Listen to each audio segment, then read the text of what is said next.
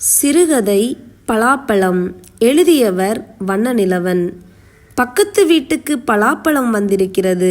செல்லப்பாப்பா புரண்டு படுத்தாள். கனமான அடிவயிறுதான். சட்டென்று சிமெண்ட் தரையின் குளுமையை முதலில் உணர்ந்தது. உடம்பெல்லாம் ஒருவிதமான கூச்சம் பரவிற்று. பல திரிகள் கட்டையாகிவிட்டன. மாற்ற வேண்டும். சிலது எரியவே இல்லை. தீ சரியாக எரியாமல் அடுப்பில் எதை வைத்தாலும் இறக்குவதற்கு நேரமாகிவிடுகிறது. ஒரு சிறு விஷயம் திரிகளை மாற்றுவது என்பது. ஆனாலும் திரிகளை மாற்றவில்லை அவள். சிமெண்ட் தரையில் வெறுமனே ஒன்றையும் விரிக்காமல் படுத்துக்கொள்கிறது. அவளுக்கு சின்ன வயசிலேயே பிரியமான காரியம். எவ்வளவு கஷ்டமாக இருந்தாலும் அந்த குளிர்ச்சி எல்லாவற்றையும் மாற்றி மனசை லேசாக்கிவிடும். ஆனால் இப்போது இந்த சின்ன சின்ன விஷயங்கள் கூட வெகு தூரத்தில் சென்று மறைந்து விட்டன. அண்ணாந்து உயிரை சுவரில் தொங்கிய மரஸ்டாண்டை வெறிக்க பார்த்தாள். அவளுடைய வீட்டிலிருந்து கொண்டு வந்திருந்த ஹார்லிக்ஸ் பாட்டில்களும் கிளாஸ்கோ டின்களும் புகையடை பிடித்து போயிருந்தன. பல பாட்டில்களில் சாமான்களே இல்லை. இருந்த ஒன்றிரண்டு பாட்டில்களிலும் ரொம்பவும் கீழே ஏதேதோ சாமான்கள் கிடந்தன. மனசுக்கு முட்டி கொண்டு வந்தது. பார்வையை திருப்பி புரண்டு படுத்தாள். அவளையொட்டி சீனிவாசன் படுத்து கிடந்தான். அவனுடைய பனியன் பின்புறவாரை பிடித்து சுருட்டி சுருட்டி விளையாடினாள். கழுத்து பகுதியிலும் ஓரங்களிலும் அழுக்கு சேர்ந்து போயிருந்தது. அவளுடைய கைகளில் பிசுபிசுத்தது. அடிவயிறு தரையில் உரச இன்னும் கொஞ்சம் அவனுடைய முதுகோடு தன் வயிறும் மார்பும் ஒட்ட நகர்ந்து படுத்து கொண்டாள். அவனுடைய முரட்டு தலைமயிருக்குள் விரல்களை விட்டு அலைந்தாள். கொஞ்ச நேரத்தில் அது பிடிக்காமல் அவனுடைய பிடரியின் அடியில் முளைத்திருந்த சின்ன சின்ன முடிகளை தொட்டு விளையாடினாள். அவனுடைய அடிக்கழுத்தில் கையை நுழைத்து கீச்சங்காட்ட வேண்டுமென்று ஆசையாக இருந்தது. அப்படியே அவனுடைய இடுப்பின் மீது தலையை வைத்து படுத்து கொண்டாள். சீனிவாசன் விழித்து கொண்டான். இன்னம்மா இந்த பக்கம் சொல்லுதேன். ஏய் சீதா, அங்கே என்னடி ஆச்சு?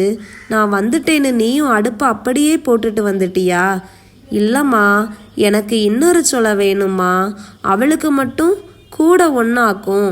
நான் அப்பாட்ட போய் சொல்ல போகிறேன். ஏய் தடி கழுதைகளா, உன்னையுமே கண்ணால் பாத்துறாத மாதிரி தான். லட்ச கெடுக்கியலே, உங்களுக்கு போய் வாங்கி கொண்டாந்து போடுதாங்களே, அவங்கள சொல்லணும். இன்னும் ஒன்னே ஒன்றுமா, பாடா படுத்துதீங்களே. லோசு குட்டியை பாருங்க, எம்புட்டு புள்ள. உனக்கு காய்ச்சலுமா பண்டம் திங்கக்கூடாதுன்னு சொன்னேன். பார்த்துக்கிட்டு பேசாமல் இருக்கா பாருங்க. நீங்களா? பேரு தான் பெரிய பிள்ளைங்கள்னு பேரு. பிசாசு மாதிரி. அந்த குழந்தைகளுக்குள்ளே ஏதாவது தகராறு வந்திருக்க வேண்டும்.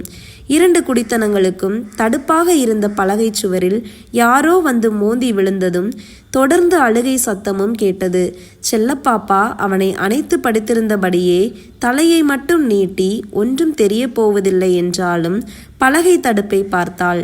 பலகையின் மீது மோதின அதிர்ச்சியில் ஆணியில் மாட்டியிருந்த சீனிவாசனுடைய சட்டை மட்டும் சுருட்டி எரிந்தது போல் தரையில் விழுந்து கிடந்தது. திடீரென்று அடுத்த பக்கத்திலிருந்து பலாப்பழ வாடை வீசியது.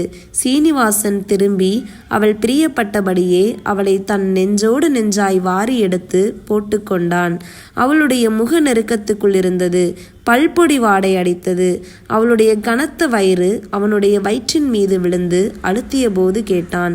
செல்லப்பாப்பா, உனக்கு இப்படி படுத்தா வயிறு அமுங்கலியா? கஷ்டமா இருக்கா? செல்லப்பாப்பா பதில் சொல்லாமல் லேசாக சிரித்தாள். இரண்டு உதடுகளிலும் வெள்ளை வெள்ளையாய் மேல் தோல் உரிந்து பார்க்க அழகாக இருந்தது. மெதுவாக சிரிக்கிற போது பின்னும் அந்த அழகு கூடிற்று. இப்போதெல்லாம் செல்லப்பாப்பாவுடைய சிரிப்பில் ஒரு சோர்வு இருக்கிறது. அந்த சிரிப்பு அவளுடைய முகத்தில் உண்டு பண்ணின அபூர்வமான சோபையை அவன் ரசித்தான். இன்னொரு தடவை அப்படி சிரிக்க மாட்டாளா என்று இருந்தது. ஏய் ஏய் மாடு, எத்தனை தடவை சொல்லட்டும்? கொட்டையை எல்லாம் ஒரே இடத்துல துப்புங்கன்னு. என் பிராணனை ஏன் இப்படி வாங்கணும்? எம்மா, நான் பாருமா, எல்லா கொட்டையும் சேர்த்து வச்சிருக்கேன். இந்த பிள்ளை சீதா குரங்கு தான் நெடுக துப்பி போட்டிருக்கா. ஆமா, நீரு உம்ம திருத்திய ஊதிக்கிட்டு கடையும். ஏட்டி, உனக்கு என்ன அம்புட்டு கொழுப்பா? ஏதோ ஒரு பாத்திரம் சரிந்து உருண்டு விட்டது. ஒரே கூச்சலும் அழுகையும். எல்லாவற்றுக்கும் மேலே பலாவாடை மட்டும் தனியே வந்து கொண்டிருந்தது. எல்லாவற்றையும் செல்லப்பாப்பாவும் சீனிவாசனும் ஒருத்தர் முகத்தை ஒருத்தர் பார்த்தபடிக்கே கேட்டு கொண்டிருந்தார்கள். செல்லப்பாப்பா கேட்டாள், உங்களுக்கு ஏன் இன்னும் சம்பளம் போடல?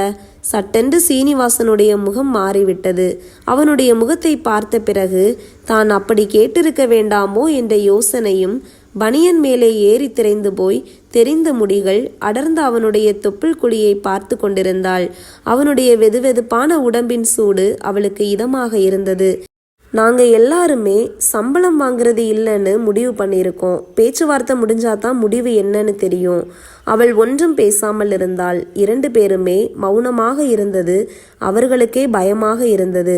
2 பேருமே எப்படியாவது ஏதாவது பேசிவிட வேண்டும் என்று ரொம்பவும் ஆசைப்பட்டார்கள். இப்போது பலவாடை ரொம்பவும் காரமாக ஒரு நொடி பரவுவது போல் அந்த சின்ன அறை முழுவதும் வீசியது. அவன் கேட்டான், இது என்னமோ வாடை அடிக்கே, பனம்பழ வாடை மாதிரி. இல்லை, அது பலாப்பழ வாடை என்று சட்டென்று சொன்னாள் செல்லப்பாப்பா. அவளுடைய வேகம் அவனுக்கு ஆச்சரியமாக இருந்தது. அவளையே பார்த்தான். இன்னமும் பலகைக்கு அந்த பக்கத்திலிருந்து அழுகையும் கூச்சலும் ஓயவில்லை. கொஞ்ச நேரத்தில் அந்த பழவாடை கூட போய்விட்டது. ஆனால் அழுகை மட்டும் நிற்கவில்லை. பழம் நறுக்கி தந்த அம்மாவுக்காக அடுப்பை கவனித்து கொண்டிருந்த சீதாதான் அழுது கொண்டிருந்தது. அந்த அம்மா அந்த பையனை கண்டபடி திட்டிக் கொண்டிருந்தாள். வேகமாக வார்த்தைகள் வரும்போது குரல் முறிந்து போய் அழுது விடுவது போல தொண்டையை அடைத்து கொண்டு வந்தது. அந்த குழந்தைகள் படுத்துகிற பாட்டை பொறுக்க முடியாத தவிப்பு அந்த குரல் நெடுகிலும் கேட்டது. சத்தமும் அழுகையும் கூட கூட பலவாடையையே காணவில்லை. செல்லப்பாப்பா, ரொம்ப கஷ்டமா இருக்காமா, இந்த காப்பி தண்ணியை மட்டும் போட்டு இறக்கி வை. கவுப்பில் போய் இட்லி ஏதாவது வாங்கிட்டு வாரேன், நீ ஒன்றும் செய்ய வேண்டாம். ரொம்பவும் பிரியமாக பேசினான் அவன். துட்டு ஏது? அதெல்லாம் இருக்கு. நேற்று ஹரிகிருஷ்ணன் கிட்ட 1 ரூபா கேட்டேன். எந்த ஹரிகிருஷ்ணன்? அதுதாம்மா, நமக்கு கல்யாணம் ஆன புதுசில் ஒரு நாள் சாயந்தரம் வந்து அந்த நடைவாசல் படியிலேயே இருந்து காப்பியெல்லாம் குடிச்சிட்டு போச்சுல்ல, அவன்தான். சம்பளம் போட்டுருவாங்க. உன்னைய டாக்டர் அம்மா கிட்ட கூட்டிகிட்டு போகலான்னு பார்க்கேன். முடிய மாட்டேங்கே. இன்னைக்கே சாயந்தரம் மேகநாதன் 20 ரூபா தாரேன்னு சொல்லியிருக்கான். உங்கள் கூட படித்தாரு, பாத்திர கடை வச்சிருக்காருன்னு சொல்லுவீங்களே, அந்த ஆளா? ஆமாம், அவன்தான். என் மேலே கொஞ்சம் உறுத்து உள்ளவன். சாயந்தரம் போகணும்.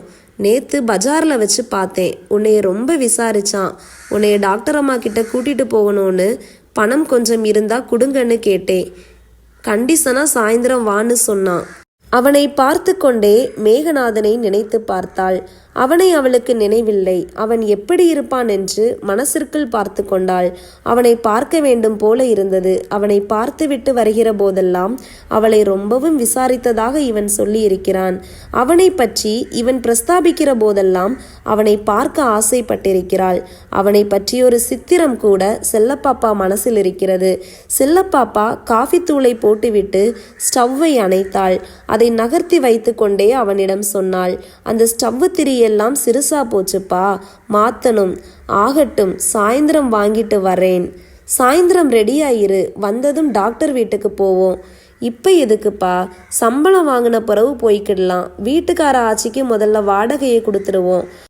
அவனுக்கு கோபம் வந்துவிட்டது. பதிலே பேசாமல் உம்மென்று மேலே அண்ணாந்து பார்த்து கொண்டு படுத்திருந்தான். என்ன கோவிச்சிட்டீங்களாக்கும்? என்னப்பா சொல்லிட்டேன். என்னத்த சொன்ன? ஈரமண்ணும் திருப்புழுதியும். அவள் செல்லப்பாப்பா ஒரு காலை மடித்து குனிந்தபடிக்கே உட்கார்ந்திருந்தாள். காஃபியிலிருந்து கொதிக்கிற மனங்கலந்த ஆவி காற்றிலே அலைந்து போய் கொண்டிருந்தது. திடீரென்று அந்த பழவாடை முன்பை விட ஆழமாக வீசியது. ஒருவேளை அந்த அம்மாள் தன் பிள்ளைகளிடம் அந்த பழத்தை கொடுத்து அனுப்பியிருப்பாளோ என்று ஆசைப்பட்டாள். அவள் உட்கார்ந்திருந்த நிலை அவனுக்கு ரொம்பவும் இரக்கத்தை உண்டு பண்ணிற்று. சட்டென்று எழுந்து போய் அவளுக்கு எதிரே உட்கார்ந்து கொண்டு அவள் நாடியை பிடித்து முகத்தை தூக்கினான். கலங்கி போயிருந்த கண்களுடன் அவனை ஏக்கத்துடன் பார்த்தாள். பின்ன என்னம்மா, நான் ஒன்று சொன்னா நீ ஒன்று சொல்லுற.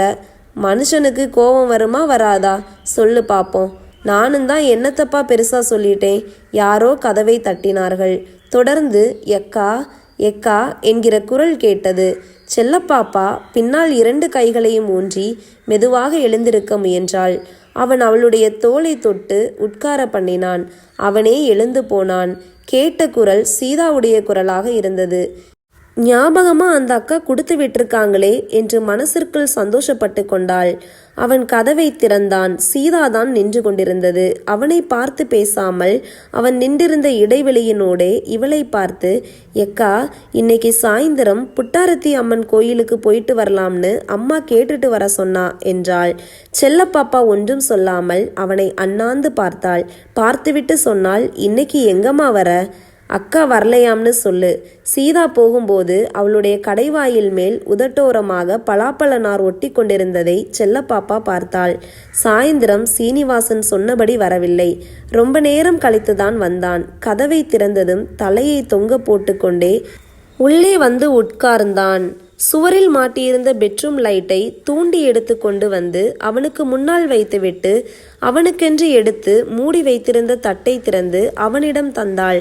அப்படியே சென்று திரும்பவும் படுத்துக்கொண்டாள். திடீரென்று அந்த பழவாடை வீசிற்று.